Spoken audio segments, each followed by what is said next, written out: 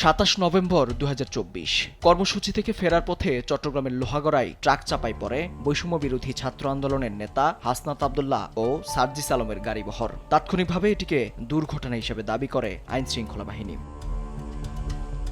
পরদিন সকালে ঢাকায় ফেরার পথে যাত্রাবাড়িতে আবারও দুর্ঘটনার শিকার হাসনাত আব্দুল্লাহর গাড়ি। ধারাবাহিক এসব ঘটনাকে পরিকল্পিত উল্লেখ করে নিন্দার ঝড় ওঠে দেশ জুড়ে।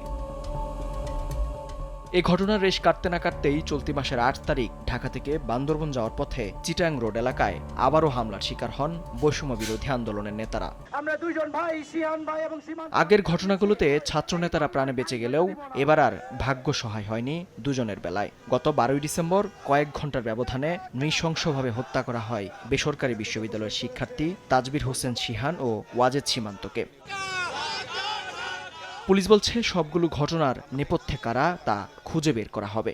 বেসরকারি বিশ্ববিদ্যালয়ের শিক্ষার্থী হত্যার ঘটনাসমূহ আমরা খুবই সিরিয়াসলি দেখছি। আসামিও গ্রেফতার করেছে পুলিশ সর্বোচ্চ গুরুত্ব দিয়ে এর তদন্ত করছে। ঘটনাগুলোর পেছনে কারা জড়িত, হত্যার কারণ, পরিকল্পনা এসব দ্রুত উদ্ঘাটনে আমরা কাজ করছি। প্রতিনিয়তই কোনো না কোনোভাবে হামলার শিকার হচ্ছেন অভ্যুত্থানকারী শিক্ষার্থীরা। এ নিয়ে সরকারের তীব্র সমালোচনা করেছে অভ্যুত্থানকারীদের প্ল্যাটফর্ম জাতীয় নাগরিক কমিটি।